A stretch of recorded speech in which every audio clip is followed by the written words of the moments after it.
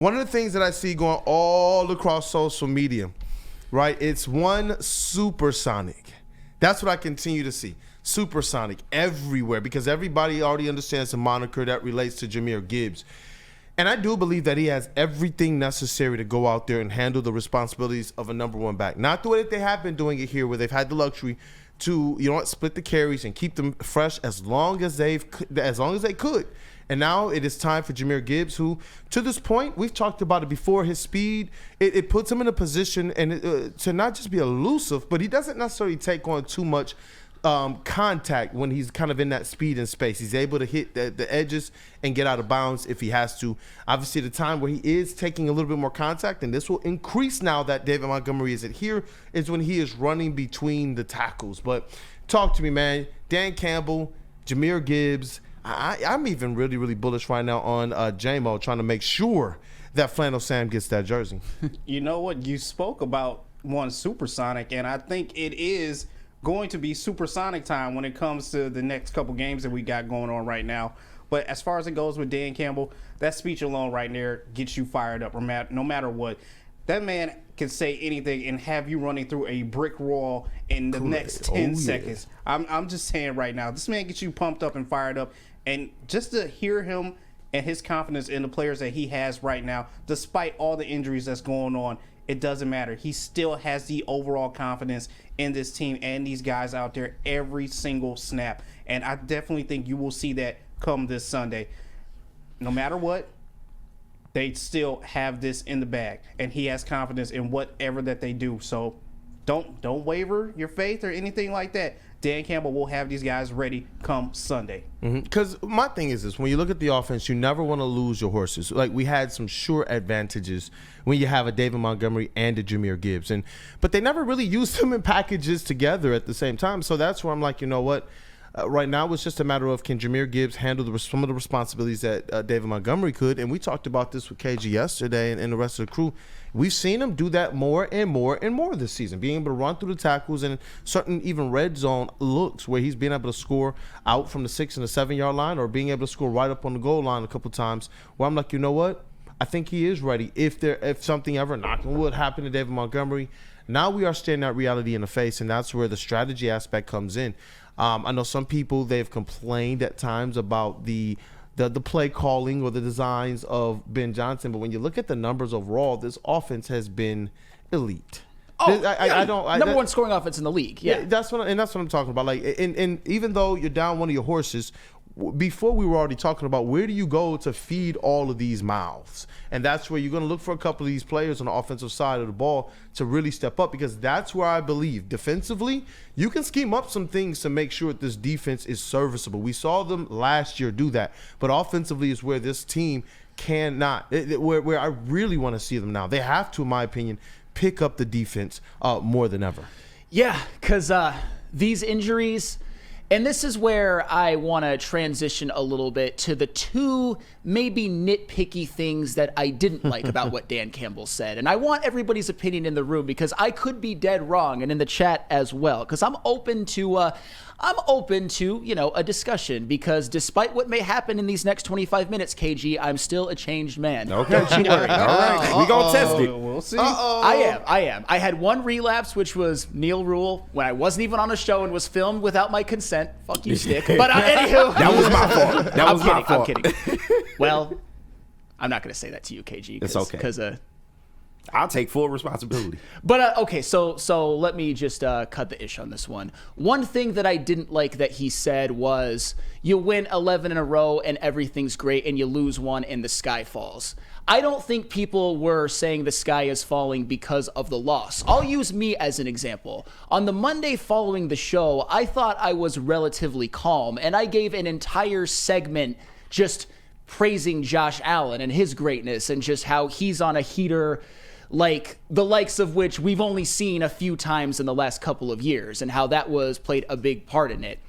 And also at the time, I didn't quite understand the scope of the injuries. I think a lot of us still had some hope that maybe Aleem's wasn't as serious, Carlton Davis's wasn't as serious. We had no idea about Monty. But as the day went on, you start to realize you're going to lose Aleem for the season, definitely. You're going to lose Carlton Davis until probably the Super Bowl. And you're going to lose Monty for the season, probably, although he gave us a lot of hope about him. To me, it's about the injuries. It's about the fact that you've withstood a lot, but you've been able to withstand so much because guys like Monty, Carlton Davis, and Aleem are still healthy, or were still healthy. And I'm not saying that the Lions can't do it or that I've lost hope. What I'm saying is that I believe Dan Campbell can squeeze as much out of this team as any human being can.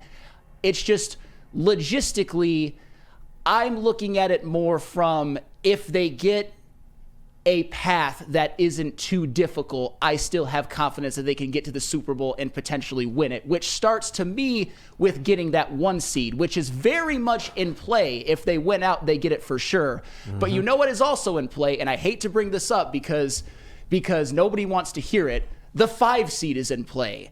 Because if the Vikings win the division, that's what the Lions get. And I don't like the idea of the Lions playing a bunch of road games and playing an extra playoff game. So they can certainly do it. And as a healthy team, they would most certainly be the best team in the NFL. But with all of these injuries on top of each other, I don't just have blind, no doubt faith no matter what. I'm looking at it more from the analytical, what's the pathway, what are the matchups? They can still do it, but it's certainly not as simple as you can just place the Lions in the Super Bowl right now, where I feel like it kind of was that way earlier on. Yeah, and I agree with that. You know, when we talk about how fired up we are about this team being able to overcome, that doesn't mean that it's something that we believe is going to be just as easy, just as, you know what, yep, win, we're going to dust them off. Yeah. Now, some of that is always going to be a little bit of, I believe, what you have to have with a squad like this, and that's just kind of believing. There's a little bit of hope that goes into all aspects of fandom and cheering for your team, and even if you're coaching,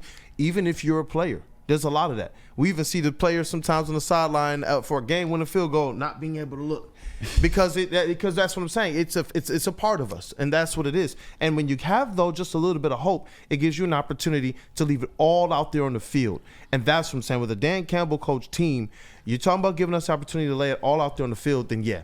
And when I look at the Bills game, like, if they got washed like the Ravens game last year, that's one this late in the season with all the injuries, that's where I would probably been a little bit more concerned. But seeing the offense pick up, seeing the fact that it took all of Josh Allen magic to beat this Detroit Lions team by 6, and I know some people want to say, oh, it wasn't that close. Listen, if they had an opportunity to recover that last fumble and everybody was sitting there like, then trust me, it was that close. It was that close. And they did some things to hurt themselves, too. The Lions needed to play perfect in that game, especially because I don't consider playing perfect, having the punt, I don't consider that not playing perfect. That's a part of football, especially when you got a guy like Jack Fox to flip the field. But the turnover, that right there, you give yourself a much better chance to win that game because you get opportunity to score, and you get opportunity to take more time off that clock. You get opportunity to change the momentum in the feel of that game because up to that point, after that first quarter, it was blow for blow, blow for blow. So I'm not going to sit here as I look at the rest of the people on the schedule and act as if they're Josh Allen and the Buffalo Bills either, and that the Detroit Lions don't have enough to go and take out some of these the rest of these teams on their schedule. When I looked at even a squad like Minnesota last year being a squad that was really kind of threatening, if they got a couple dubs there against the Lions, their season looks completely different.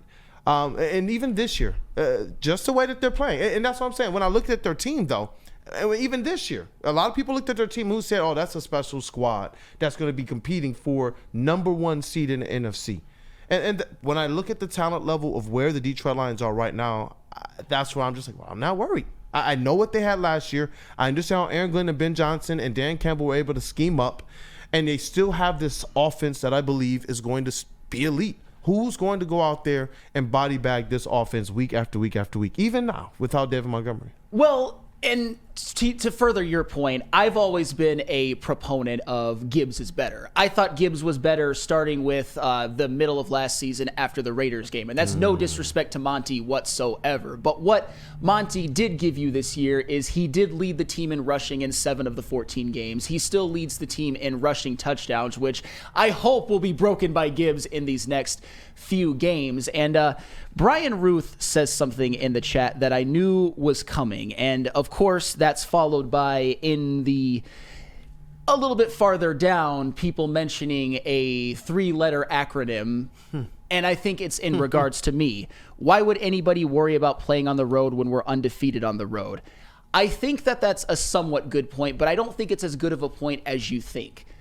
I'm talking about with the number 1 seed. Let's just look at this year versus last year. And I'm saying the number 1 seed because it is very much in play. And if I had to bet my money on it, I still think that they will get it. You win 2 home playoff games. You get to rest some players during wild card weekend. And who needs that more than the Detroit Lions? Absolutely nobody. And you win those 2 playoff games and you are in the freaking Super Bowl where anything can happen. And by then you might have Anzalone back. You might have Carlton Davis back. And you might even have Aiden freaking Hutchinson back. He certainly thinks so. Whereas last year you didn't get the number 1 seed. You won 2 home playoff games. And what was your reward? Having to go to San Francisco. It matters. I do not want to see if they lose the number 1 seed to the Philadelphia Eagles, I'm not necessarily too worried. Although, and Sean Belegian agrees with me on this, I don't personally want to see the Lions go to Philly. But if the Vikings somehow steal this out from under us, which I don't think that they will, but they're much healthier than the Lions right now, that is where I'm kind of like, damn, on top of that, on top of the injuries, on top of the people that we know that aren't coming back, I think people are a little bit too, what Dan Campbell has done, let me just cut the shit. What Dan Campbell has done, and this is actually something that irritates me personally, is they have, and it's not Dan Campbell's fault, it's y'all's fault. Dan Campbell has awakened the type of Lions fan that I refer to as the Cowboy Rambo Lions fan. And I'm not talking about the Dallas Cowboys. We have a couple of them at this network. And you don't have to really look too far, or it's really not that hard to figure out who they are if you just listen to it coming from me. It's this idea of... you know what? It's going to be next man up. And then you know what? I don't care who we play. We're going to go to Minnesota, and we're going to go to Philly, and we're going to go to Tampa, and we're going to go to Los Angeles, even though you'll have to win 4 playoff games. And if you go to the Super Bowl, we're not only going to play a team, we could play the all-star AFC team. We could have Patrick Mahomes at quarterback, Derrick Henry at running back, Jamar Chase at wide receiver, TJ Watt at edge rusher, Pat Surtain at quarterback, Creed Humphrey at center, etc., and we're going to win no matter what. Yeah!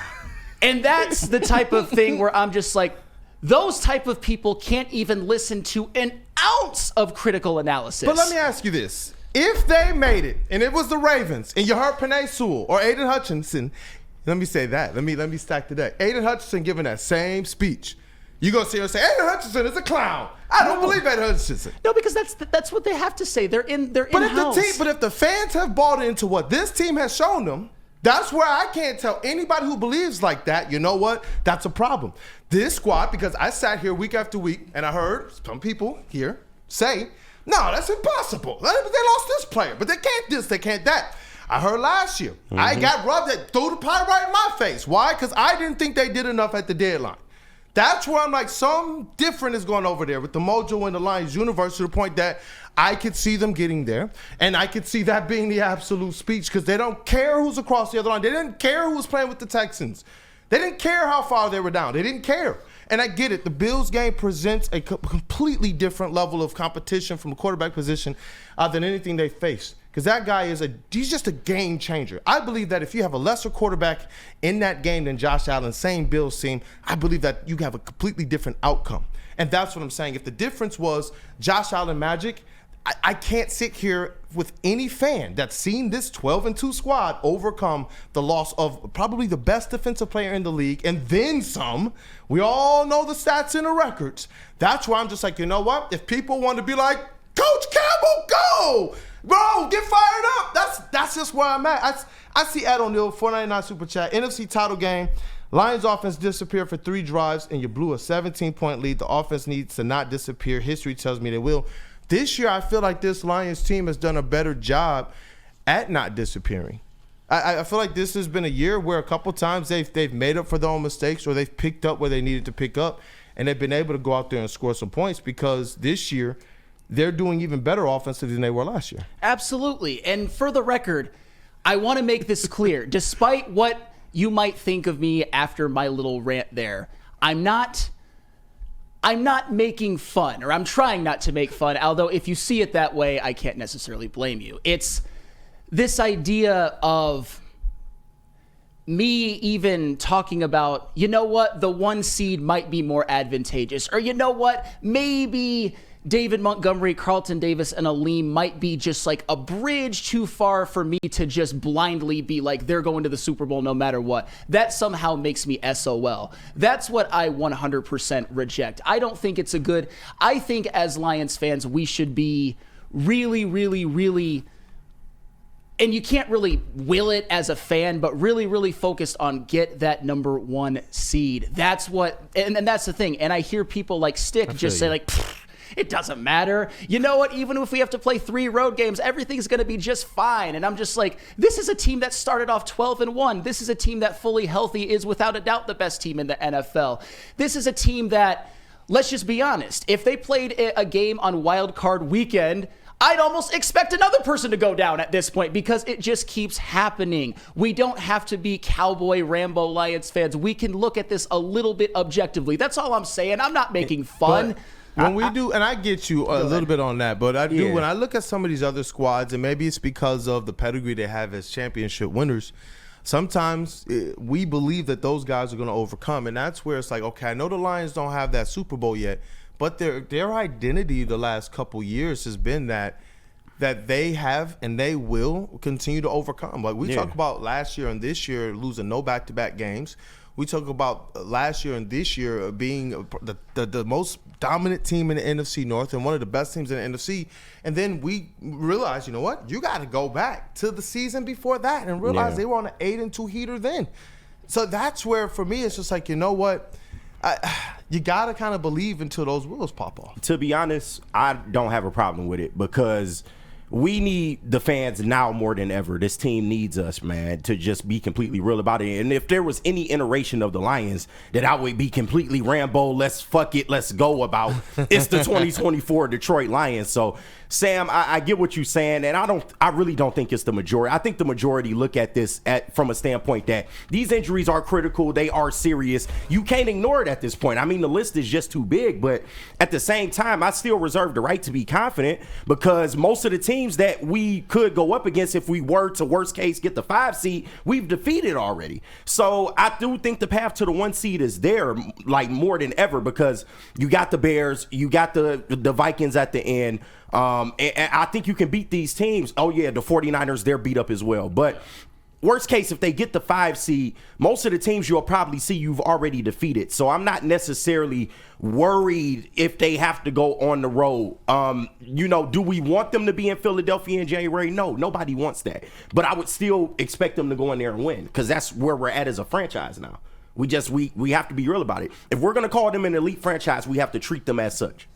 And that was the one thing we were talking about, is that the thing that this squad, in my opinion, was going to have to overcome was if they had injuries. I was over here in the offseason. At first, I was very, very pumped up about where this team could go. And then we see the level of talent they have, and we realize they got that talent to be able to get there. Yeah. But we realized that if that was what could slow them down, then that would be what this team would have to be able to protect the Super Bowl window this year, be able to overcome, be able to scheme up, be able to find some emergency personnel here or there. The linebacker, Long Jr., David Long Jr., who recovered the fumble. It's like, you know what? We picked him up off the scrap heap, and he has already made an impactful play. Yeah. And we see him in other plays as well. And that's why I'm like, you know what? When I kind of look between the lines at those types of things is where I say this coaching staff, realistically, don't rob them of anything that they deserve. Don't. To be able to see how quickly people can change. Say, you know what? Yeah, Minnesota Vikings, they're looking pretty good. Let's get me all head. Let's give them the awards. That to me is where it's like, that's disingenuous. This Detroit Lions team has dealt with loss after big loss to players who could have realistically lined up and won NFL Defensive Player of the Year. What are we doing here? The Lions are 12-2 and they lost a shootout with Josh Allen and the Bills, and now all of a sudden, like we said, the narrative is like, as soon as they lose one, let's try and sweep them. And that's where, honestly, even if people look at the Bears and they scoff at them, that's where I do still believe each and every one of these games, we understand how important it is because they control their own destiny. But you also control the narrative. Obviously, it's more important to control your own destiny because that bye week is where it's at. And getting those 2 home games, I will tell you this, Flannel, I believe that is your best path. Do I still have confidence in them? If not, I will still have confidence in them if they have to go on the road. Because they've shown, and One Pride is going to travel that way, but for the health and for everything that we said could slow this team down, you have to play for that first round bye.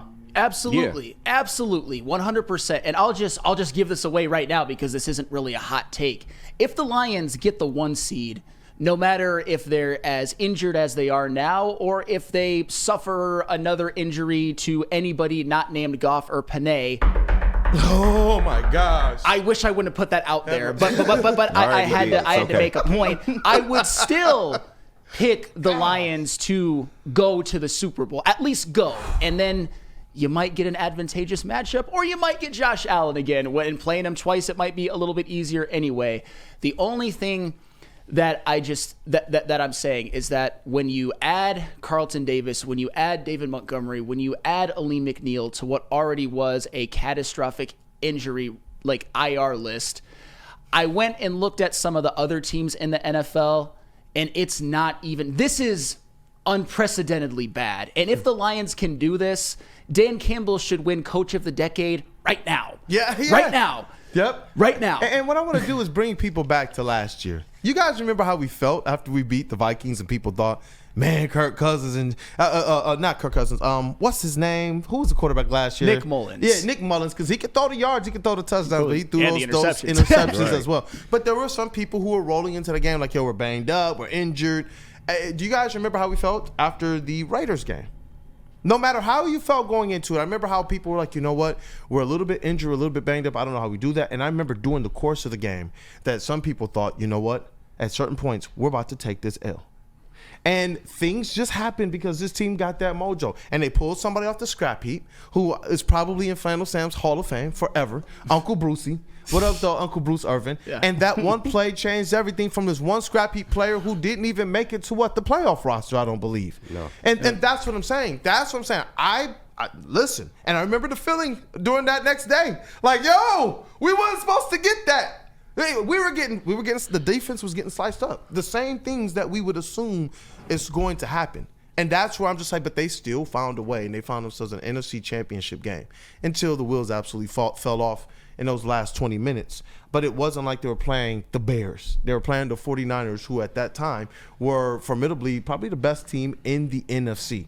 Right now, I believe, even as currently constructed, and I get it if you want to take Philadelphia, but I just still believe in these Detroit Lions right now, man. And I do too. Despite what you might think, despite you maybe calling me SOL at this point, the thing that I just wanted to do today is to not say that I've lost faith, to not say that it can't happen. It's to provide an ounce of critical analysis that a lot of you aren't going to like. And that's it. That's all, because I don't want to lose that. Because, as I said before, there is a clear pathway to the Lions getting to the Super Bowl. Hell, who knows? Maybe even if they somehow get the 2 seed and Philly could lose and they could still have all home games, but you have to play 3 of them because you're the 2 seed. You could still get there.